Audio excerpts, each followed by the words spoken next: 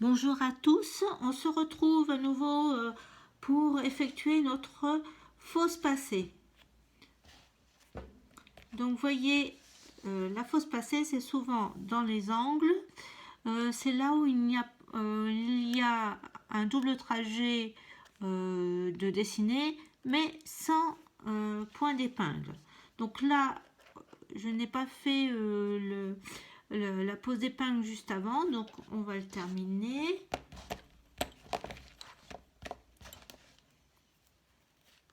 Voilà, je pose ma dernière épingle comme c'est noté sur le dessin et je fais mon rang normalement.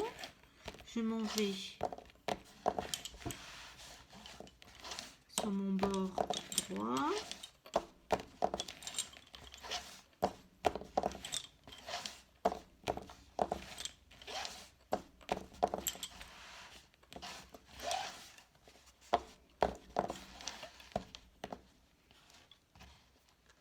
Une autre torsion encore.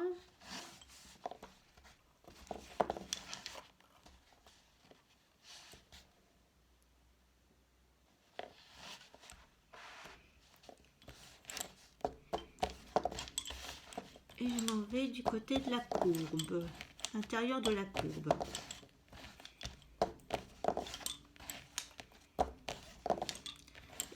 Donc là, j'arrive sur mon dessin où il y a plusieurs fois le tracé du fil, mais sans épingle. Donc là, je laisse ma paire de bordures, je ne la travaille pas.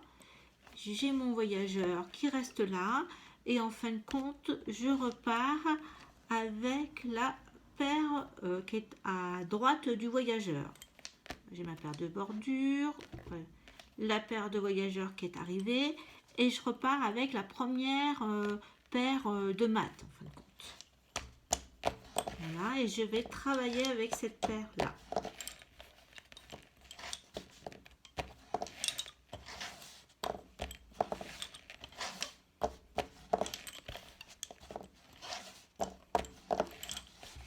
J'arrive à ma paire de bordures. Voilà, donc là déjà première allée. Je retourne, j'ai ma fausse passée.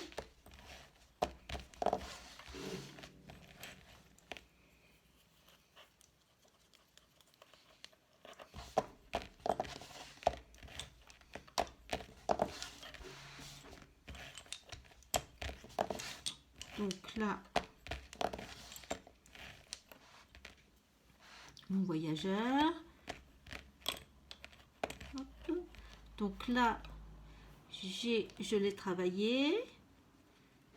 Ma paire de maths passive, je la laisse. Je repars.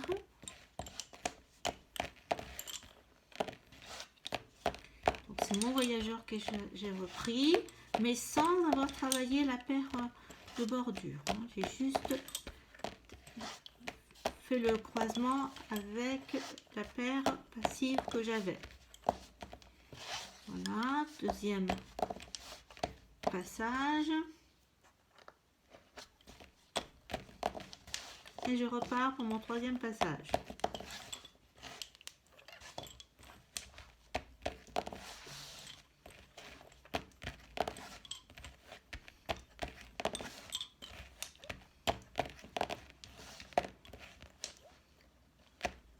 Et là, j'ai fini la courbe. Je vois que j'ai un point avec une épingle. Donc là, je suis avec mon voyageur, je fais une torsion. Et là, je vais travailler ma paire de bordures. Je vais mettre, comme d'habitude, je reprends.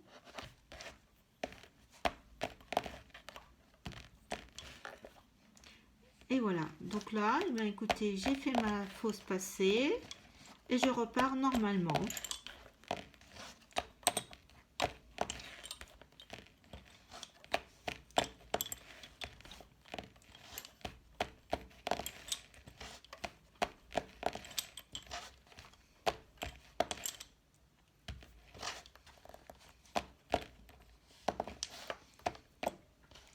Voilà, et bien écoutez, on a fait notre fausse passée.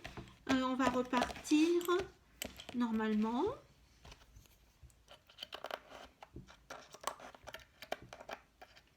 On va faire encore. Je vais aller jusqu'au bout pour vous montrer ce que ça donne.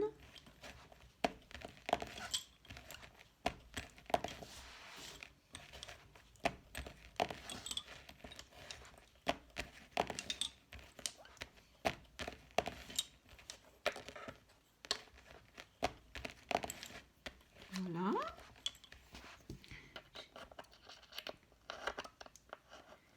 Et voilà ce que ça donne.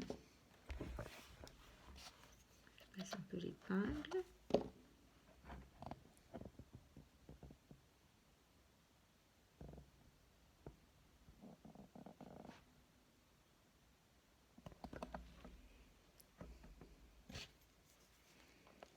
Je vais accrocher l'arrière.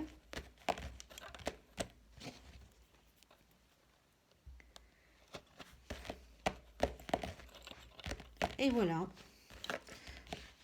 Donc là, après, vous allez avoir à nouveau un pivot, comme on a fait.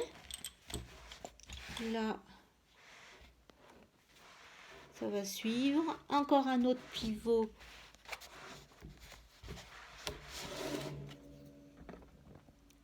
Là. Donc, vous n'avez plus de... on a tout vu ensemble, les difficultés. Donc, on se retrouve pour l'accrochage. Ici. Ce que je souhaitais vous montrer, vous avez dû voir, j'ai un fuseau où il me reste pas grand chose comme fil. Je vais vous montrer une façon simple quand soit vous cassez un fil, soit il vous en reste plus. C'est celui-ci.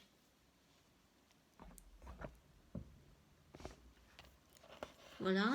Et bien, voilà mon fil. Je l'enlève du fuseau. Je prends un autre fuseau chargé. Je vais lui faire un accroché avec l'épingle. Voilà. Donc mon nouveau fuseau, je l'accroche sur mon carreau là. Et ce que je vais faire, c'est le fil de l'ancien fuseau. Je vais le prendre avec l'ancien et le nouveau et je vais les enrouler ensemble. Voilà. Je fais un nœud. Ils sont accrochés ensemble et on va faire quelques rangs avec et après on pourra le laisser. Donc je vais vous montrer. Donc voilà, je remets mon cuir pour pas que mes fils se mettent dans les épingles. Donc là, je suis là. Je fais mon rang.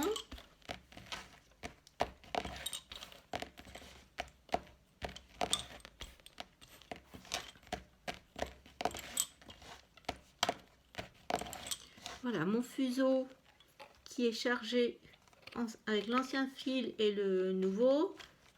Voilà, je le travaille normalement. Je fais la paire de bordures.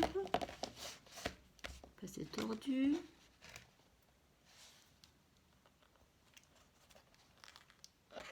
Tapote cette épingle. Je repars. Je travaille le fuseau avec les deux fils accrochés, comme si de rien n'était.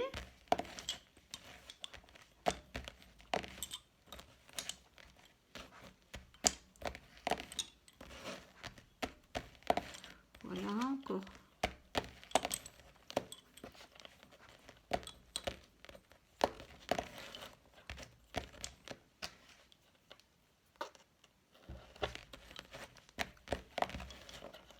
Je suis repartie.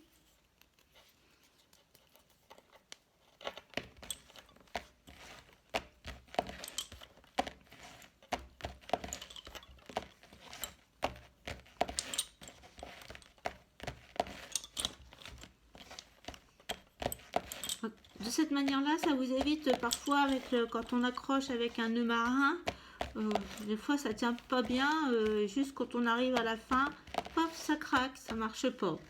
Donc là, au moins, voilà. Donc, eh bien, écoutez, on peut le lâcher. L'ancien fil.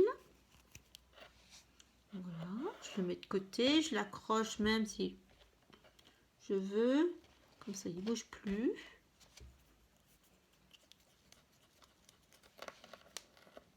Et voilà, j'ai changé mon fil sans problème.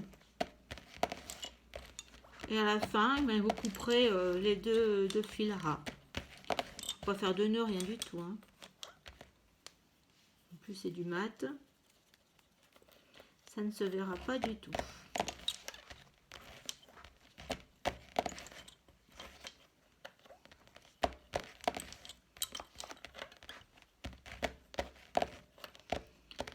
Et voilà, bah écoutez, on se retrouve pour l'accrochage. Bonne dentelle!